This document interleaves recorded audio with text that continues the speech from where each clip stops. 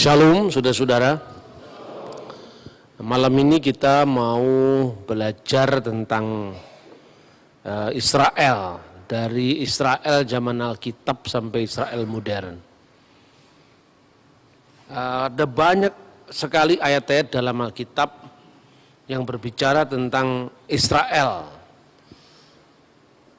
Bagaimana orang beriman, orang-orang Kristen sekarang melihat fenomena negara Israel modern, baik secara teologis maupun secara politik, hukum internasional saat ini.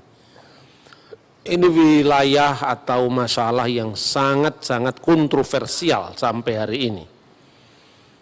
Tapi saya akan membaca satu penggalan dari teks kitab suci yang diambil dari Injil Matius pasal 24 ayat 1 sampai dengan ayat 2 saja, ada 2 ayat saja. Matius 24 ayat 1 dan 2. Sesudah itu Yesus keluar dari bait Allah lalu pergi. Maka datanglah murid-muridnya yang menunjuk kepada bangunan-bangunan bait Allah. Ia berkata kepada mereka, kamu melihat semuanya itu. Aku berkata kepadamu, sesungguhnya tidak satu batu pun di sini akan dibiarkan terletak di atas batu yang lain, semuanya akan diruntuhkan. Jadi Yerusalem itu bangunan yang menjadi sangat penting, sentral, itu adalah yang disebut Beit Hamikdash, bait suci. Pertama-tama dibangun di zaman Raja Israel kuno, yaitu Salomo. Tapi bait Allah ini mengalami penghancuran pada masa Nebukadnezar. Lalu orang-orang Israel mengalami pembuangan di Babel. Kemudian ketika Tuhan berkehendak mengembalikan mereka kembali ke tanah suci, mereka pun kembali ke tanah suci. Bait Allah yang sudah hancur itu lalu diusahakan untuk dibangun kembali. Maka mulai pada zaman Esra, Nehemia, bait Allah itu mulai dibangun kembali. Ada peristiwa yang menarik, tatkala orang-orang Yahudi, orang-orang Israel di wilayah utara yang menikah dengan 5 suku di Asyur, ketika ikut di dalam rencana pembangunan bait Allah yang kedua itu ditolak sama orang-orang Yahudi. Karena mereka dianggap telah melakukan kesalahan karena menikah dengan orang-orang Asyur. Sebetulnya dibalik semuanya itu yang Tuhan larang adalah menikah dan memasukkan ilah-ilah lain, ilah-ilah bangsa Asyur ke dalam rumah-rumah orang Israel. Dan tindakan ini bagi orang Yahudi disebut sebagai abudah zarah, penyembahan kepada berhala.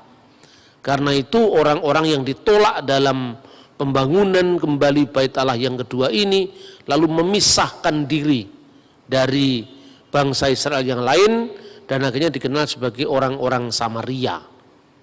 Nah, orang Samaria itu kemudian membangun bait Allah tandingan yang diadakan di Gunung More atau Gerizim. Di sanalah mereka membuat bait Allah tandingan sebagai tandingan dari bait Allah Israel. Mereka juga memperingati upacara-upacara Paskah mereka, sama-sama Paskah.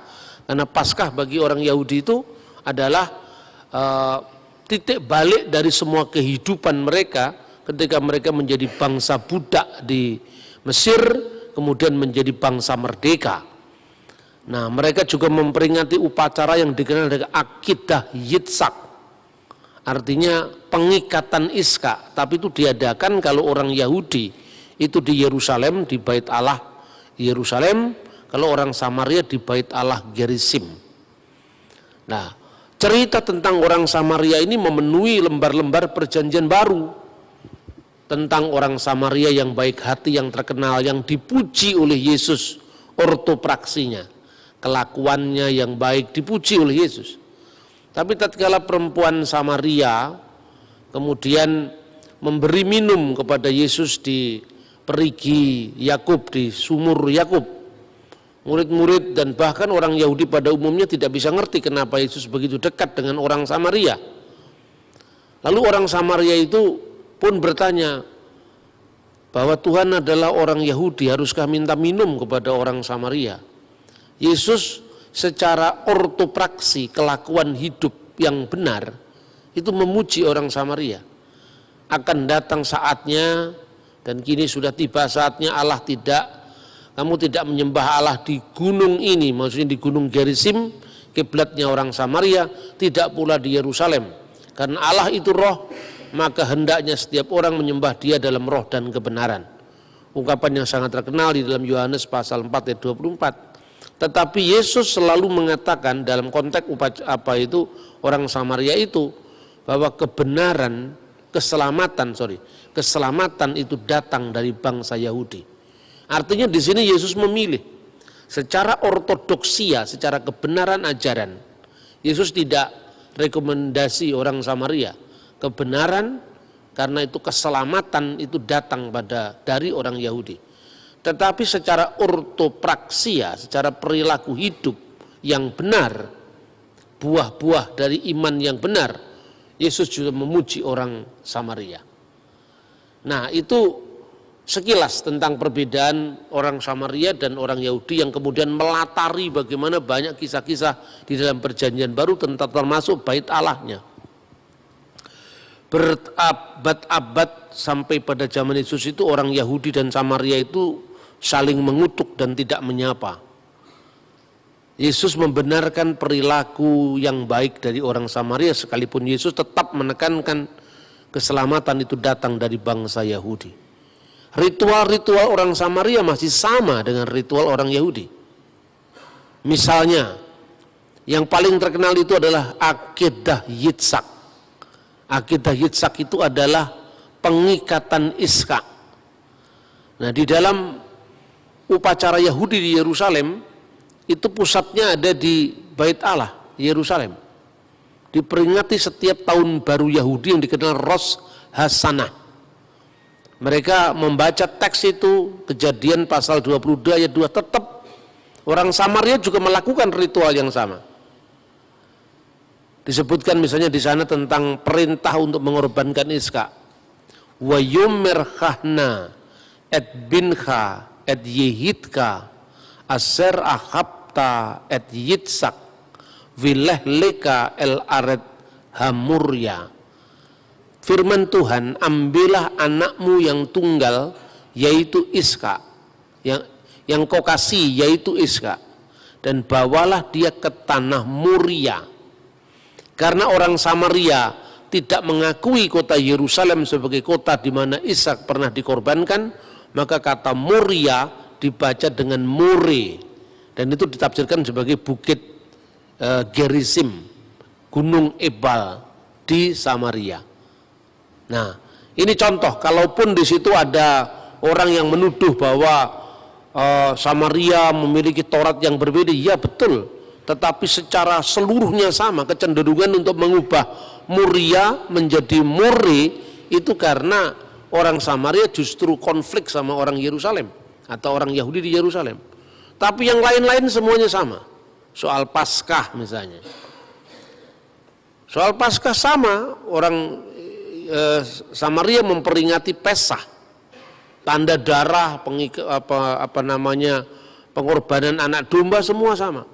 Ketika orang Yahudi di Israel dan Tuhan memberikan 10 bala kepada bangsa Mesir, di setiap rumah yang pintunya ada tanda darah anak domba, maka kemudian firman Tuhan katakan, ketika aku melihat tanda darah itu, maka aku akan melewati mereka. Wiraiti hadam, ketika aku melihat darah itu, ufesah, maka aku akan lewat, maka aku akan lewat alaihem, atas mereka. Dari kata Pesah kemudian menjadi kata Paskah, Passover, itu pun ritualnya sama. Orang Yahudi menggunakan simbol, yaitu potongan daging anak domba, sejenis salad. Setiap tanggal 15 bulan Nisan mereka melakukan perjamuan Paskah. Lalu ketika roti dipecah-pecahkan, kemudian anggur sengsara dituangkan, itu urutan-urutannya ternyata persis sama dengan urutan-urutan perjamuan akhir Yesus. Jadi kekristenan itu sama sekali bukan menciptakan sesuatu yang baru, tradisi baru, tetapi benar-benar merupakan penggenapan dari perjanjian lama. Waktu mengangkat roti, orang Yahudi memecah-mecahkan roti itu, dan kepala keluarga dari keluarga Yahudi yang mengadakan Paskah itu, dan semuanya laki-laki. Makanya tidak mungkin ada perempuan yang duduk di kursi di meja perjamuan. Maka yang namanya Da Vinci Code dan sebagainya nggak usah dilihat, itu orang yang ngawur itu kan. Bagaimana seorang perempuan bisa duduk di meja perjamuan Pesah? Lalu pada saat itu kepala keluarga itu mengungkapkan kata-kata, inilah roti sengsara yang dimakan nenek moyang kita di Mesir. Itu bahasanya Aram, bukan bahasa Ibrani. Jadi dalam liturgi Yahudi itu sudah ada unsur Aramaik, unsur Ibrani. Ketika membaca kitab suci mesti bahasa Ibrani. Tapi beberapa ritual Yahudi itu bahasanya Aram, misalnya halahama anniya diakalu afahtana bi'ar'a Misrayim. Inilah roti sengsara yang dimakan nenek moyang kita di tanah Mesir. Itu bahasanya Aram. Ketika mereka mengakhiri setiap ibadah mereka, mereka mengucapkan Ose Shalom, itu Ibrani. Ose Shalom bimromau huya ase Shalom alainu wekal Yisrael Imru amin. Itu Ibrani. Doa-doa mereka, doa berkat roti dan anggur, semua juga doa Ibrani. Baruch atah Adonai Elohenu melek ulam, ya, purei pihagaven, yang telah memberkati buah anggur, dan seterusnya. Doa Yahudi juga mengenal doa bahasa Aram, misalnya ketika mengucapkan doa Kadis. Doa Kadis itu pakai bahasa Aram. Tetapi nama rumah ibadah selain yang di Yerusalem, Bet Hamikdas, yaitu bahasa Ibranianya rumah suci, Bet Hamikdas, bait Allah, itu banyak muncul di kitab Yehezkiel. Tetapi mereka menyebut rumah-rumah ibadat mereka yang di luar kota suci Yerusalem, yang menghadap semua ke Yerusalem, namanya adalah sinagogi. Dan sinagogi itu bahasa Yunani. Maka tidak perlu dipersoalkan sekarang kenapa Injil Perjanjian Baru ditulis bahasa Yunani, kita bingung. Terus kita ini orang Kristen kecenderungannya memuja agama Yahudi, bukan Israelnya, agama Yahudi. Makanya kita suka kalau ibadah pakai shofar, ya. Ya, kita semua pakai sampai selendang-selendang Yahudi pakai, tapi yang ditiup cuman shofarnya, semanya yang pakai bahasa Ibrani dia nggak tahu. Makanya jadi aneh, gereja Pentakosta Karismatik pakai shofar, tidak ada satu kata Ibrani pun terucap, tapi yang ditiup cuman shofarnya, itu kan. Artinya kalau memang mau belajar ya benar-benar harus mendalam. Nah, pada saat mereka sudah berkat piala anggur itu dibagi-bagi, inilah roti sengsara yang dimakan nenek moyang kita di Mesir. Yesus tidak mengucapkan itu pada waktu perjamuan akhir, kan? Yesus mengucapkan inilah tubuhku yang dipecah-pecahkan. Waktu orang Yahudi mengucapkan inilah anggur sengsara yang diminum nenek moyang kita di Mesir, Yesus mengatakan inilah darahku, darah perjanjian baru yang ditumpahkan, dan seterusnya.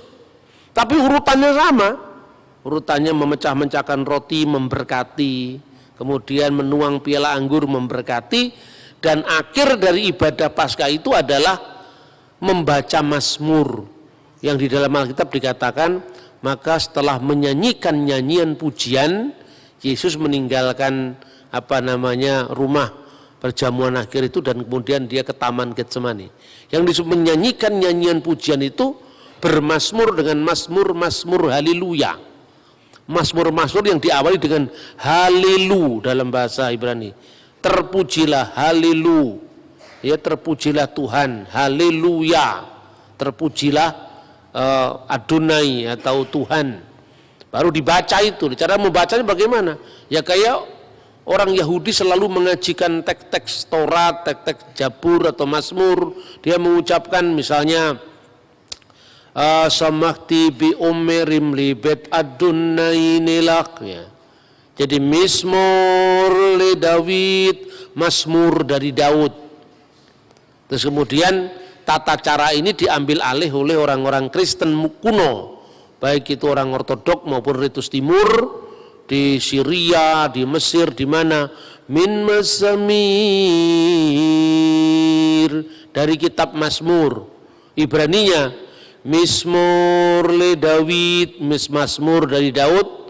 Sama orang Kristen diteruskan, kalau dia Yunani bahasanya Yunani, kalau Arab bahasanya Arab, kalau Aramaik bahasanya Aramaik. Mizmor li Daud menjadi min Mazamir li Daud dari Daud. Liyabina Daudin nabi wa malikut tohir barokatuhu alaina amin. Haleluya. Ini Kristen bukan Islam, bukan. Nah, bahwa Islam mirip dengan itu urusannya mereka. Wong itu kita sebelum Islam sudah ada, Yahudi, Kristen sudah membaca kitab suci dengan begitu. Nah, ini saudara-saudara Paskah. Orang Yahudi memahami Paskah itu apa? Paskah keluaran dari tanah Mesir. Maka setelah mereka memecah-mecahkan roti, meminum anggur itu, mereka mengatakan, sekalipun inilah kisah Paskah di mana Tuhan dengan tangannya yang perkasa telah menyelamatkan bangsa kita dari perbudakan di tanah Mesir menuju ke tanah perjanjian. Sekalipun kita memiliki kecerdasan, kekayaan, hikmat, apapun, tetapi tidak ada yang bisa mengalahkan kisah penyelamatan Paskah. Lalu pada saat orang Yahudi sudah dibuang, diaspora, dia menambahkan frasa begini pada saat perayaan Paskah. Hari ini, dulu kita bangsa budak, kita bangsa merdeka. Harapannya menjadi bangsa merdeka. Tahun depan kita di Yerusalem. Hari ini kita di sini, tahun depan kita di Yerusalem. Frasa ini ditambahkan ketika mereka sudah mengalami pembuangan yang kedua. Sejak Jenderal Titus meratakan Yerusalem, bait Allah menjadi tanah sesuai dengan nubuatan Yesus tadi. Kamu lihat gedung-gedung yang megah ini. Tak satu pun batu terletak di atas batu yang lain, semuanya diratakan menjadi tanah. Sejak satu bangsa Yahudi mengalami diaspora di seluruh dunia. Tetapi setiap Paskah mereka selalu mengatakan, Lesana haba'ah Birusalaim, tahun depan kita di Yerusalem. Setiap dia merayakan Paskah dalam kondisi perbudakan itu selalu mengatakan Lesana ba'ah Birusalaim, tahun depan kita di Yerusalem. Ungkapan itu terus menerus bergema selama 2000 tahun. Maka ini unik ya, bangsa yang sangat unik. Sudah terpencar-pencar di seluruh dunia selama 2000 tahun. Sejak kapan? Sejak runtuhnya bait Allah. Pada masa Jenderal Titus, kalau menurut penanggalan kita sekarang 5 Agustus tahun 70 Masehi, atau bertepatan dengan tanggal Tisa Be'ab, tanggal 9 bulan Ibrani Ab, tahunnya 823 setelah berdirinya kota Roma, kalau menurut kalender Julian. Itu bertepatan dengan 5 Agustus tahun 70 Masehi, kira-kira jam 3 petang. Bait Allah itu dilalap oleh api memasuki ruang Maha Kudus. Dan waktu itu menurut dokumen Yahudi yang bernama Megillot Ta'anit, Gulungan Puasa, itu dokumen ditulis tahun 160 Masehi. Sejak saat itu orang Yahudi harus puasa perkabungan di bait Allah, dan sampai sekarang mereka menangisi itu di bekas sisa tembok satu-satunya yang dikenal oleh orang non-Yahudi dengan tembok ratapan. Istilah tembok ratapan itu sebetulnya ejekan orang non-Yahudi. Lebih populer disebut dalam bahasa Arab haitun al-mubaka, tembok ratapan. Orang Yahudi sendiri suka menyebut dengan tembok barat, hakotel hama'arafi, tembok barat. Mereka tersinggung kalau disebut tembok ratapan, karena orang-orang non-Yahudi yang lihat orang Yahudi menangis di tembok itu, maka disebut haitun al-mubaka, tembok ratapan. Maka melalui deskripsi singkat ini menunjukkan betapa pentingnya Yerusalem bagi orang Israel selama 2000 tahun, sejak tahun 70 sampai nanti dia memproklamirkan kemerdekaannya itu, kemerdekaan Israel tahun 1948, bayangkan. Jadi lebih kurang kira-kira 1910-an tahun, kira-kira hampir kira-kira dari tahun 70 Masehi sampai tahap 1948. 1900 tahun lebih mereka terpencar-pencar di seluruh dunia dan mereka kembali ke tanah air mereka semula, yaitu Israel. Itu catatan Alkitab, itu nubuatan Alkitab, ya kan?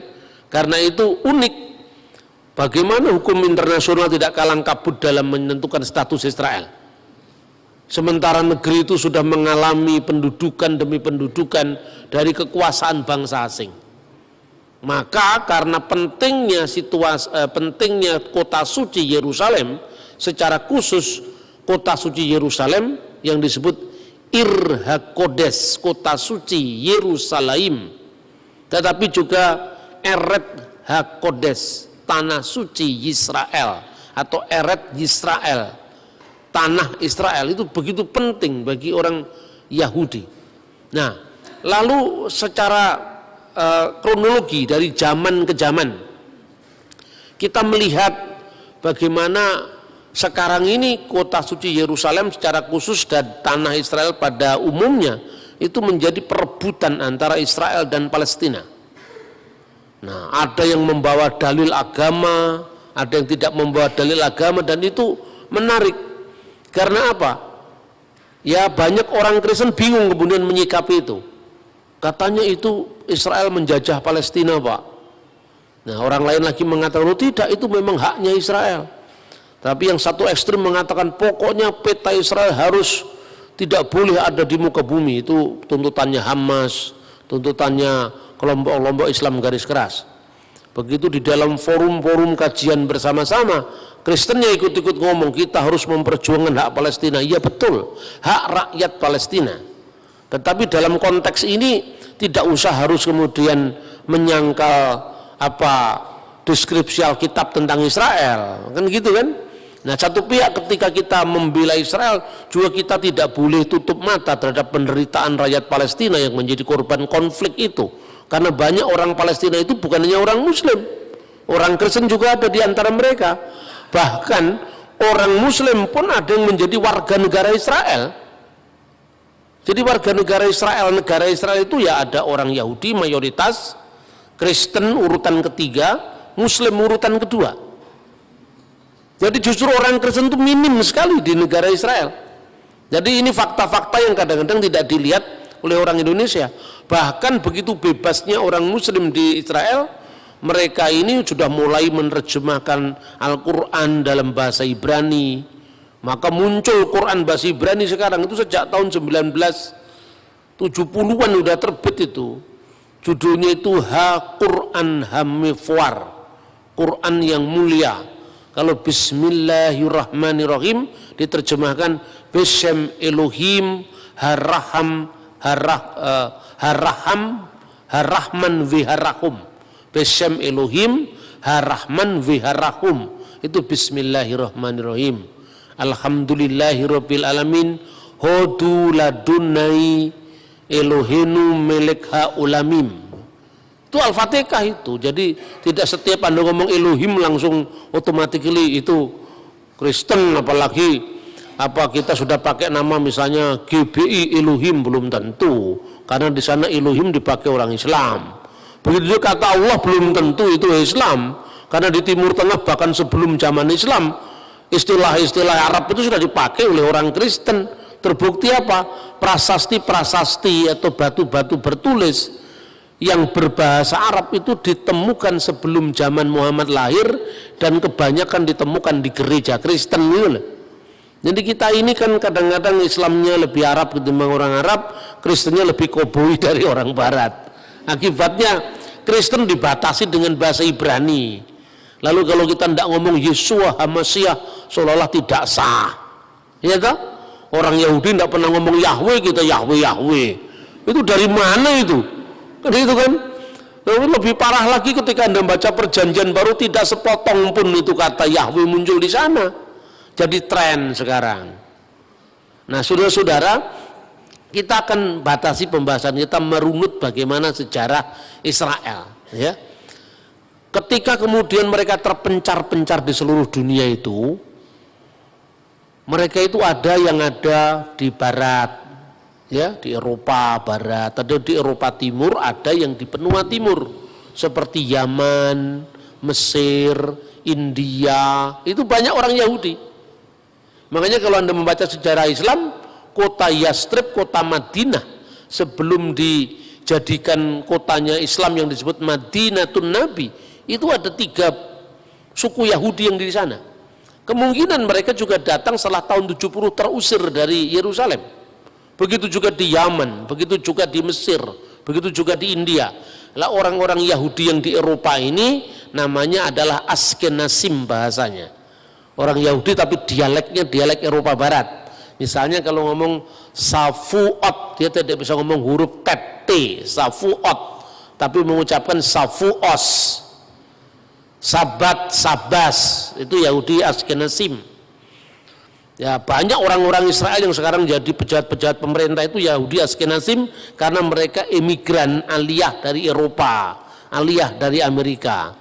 Tapi kalau mereka dari Yahudi Spanyol, orang-orang Yahudi Spanyol itu lebih fasih bahasa Ibrani. Kalau ngomong Safuot ya Safuot. Safuot itu Pentakosta maksudnya. Kalau ngomong Sabat ya Sabat. Baruh atah Adonai Elohenu Melek Haolam, bahasanya lebih fasih. Begitu juga orang Yahudi itu dinamakan orang-orang Yahudi Sephardim. Yang di barat, Eropa Barat, Amerika, Yahudi Askenazim. Yang Yahudi di wilayah Eropa Timur, Spanyol secara khusus namanya Sephardim. Orang-orang Yahudi yang di Yaman, di Mesir itu namanya Misrahin. Jadi ada 3 kelompok itu bahasanya, dialeknya agak beda. Dan bahasa Ibrani sekarang cukup bisa dibedakan dengan bahasa Ibrani klasik dalam Alkitab. Nah, tapi satu mujizat luar biasa yang kita lihat, Pak. Bahasa Ibrani itu menjadi bahasa mati selama 2000 tahun. Bayangkan, 2000 tahun itu cuma jadi bahasa-bahasa di tempat ibadah. Paling-paling kalau di anak orang Yahudi dia membaca Shema Yisrael Adonai Elohenu Adonai Echad. Itu kalau orang-orang Sephardim bahasanya begitu. Jadi mendayu-dayu kayak Islam, bukan kayak Islam kayak ini lebih tepat karena ini lebih tua daripada Islam. Adonai Elohenu Adonai Echad, sambil meniup shofar itu. Terus kemudian kan mirip dengan Hayyalas Shalah. Tapi kalau dia orang Yahudi dari Spanyol, orang Yahudi Spanyol yang mengucapkan, kalau orang Yahudi Askenazim mirip Protestan, mirip Katolik, karena pengaruh Barat Kristen itu kuat. Misalnya Shema Yisrael Adonai Eloheinu Adonai Echad, itu kalau Yahudi yang di Barat. Tapi baik yang Shema Israel maupun yang Shema Israel, jangan salah paham, dua-duanya nggak percaya Yesus. Itu yang penting. Jadi jangan ke Yahudi-Yahudian, sudahlah warisi gereja yang apa adanya. Kita ini memang mewarisi multikulturalisme gereja. Ya karena Yesus itu memang Tuhan segala bangsa, bukan hanya miliknya satu suku bangsa tertentu.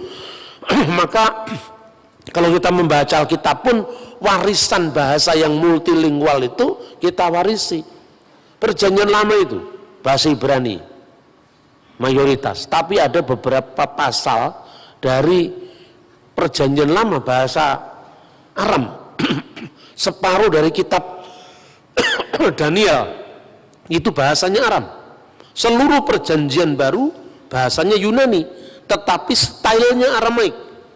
Banyak kata-kata Aram yang muncul, misalnya Gabata, Evata, sebetulnya Edvata. Di ejaan Yunani jadi Evata, Tali Takum, Eli Lama Sabaktani. Itu kan bahasa Aram. Jadi stylenya itu bahasa Aram, tapi memang lingua franca saat itu bahasa Yunani. Nah, orang ini begitu fanatiknya karena Yesus orang Israel, Yesus harus berbahasa Ibrani. Orang Israel tidak berbahasa Ibrani, bahasa Aram waktu itu. Bahasa Ibrani itu hanya bahasa untuk pengajian Torah, bahasa untuk membaca kitab Torah, bahasa untuk membaca kitab Tehillim atau Mazmur atau Nevim atau nabi-nabi. Tapi sehari-hari mereka, Yesus berdialog dengan Pilatus pakai bahasa Yunani. Yesus bicara dengan para muridnya, Petrus, Andreas, bahasa Aramaik. Yesus bicara di sinagoga, menerima kitab gulungan Nabi Yesaya, bahasa Ibrani. Lah kita malah ikut-ikut Islam, Arab semua, kita Ibrani semua, anti Yunani itu kan. Kita ini aneh, dikasih banyak bahasa cuma memutlakkan satu. Justru itu ciri khas kekristenan yang tidak dimiliki oleh agama lain. Nah itu loh. Maka sebetulnya kita ini berbahagia menjadi seorang Kristiani karena kita mewarisi Ibrani, kita mewarisi Aramaik, kita mewarisi lingua franca Yunani. Saya tanya, kalau seandainya semua perjanjian baru kamu andaikan ditulis dalam bahasa Ibrani, bagaimana Paulus menginjil ke Malta, ke Athena, ya toh? Daerah wilayah Yerusalem ke arah barat itu semua bahasa Yunani sebagai lingua franca. Coba paling sederhana dari apa yang dikatakan dalam kitab suci. Misalnya, tatkala kita menyebut satu orang namanya Petrus, sekaligus bernama Simon, sekaligus bernama Kefas, itu 3 bahasa.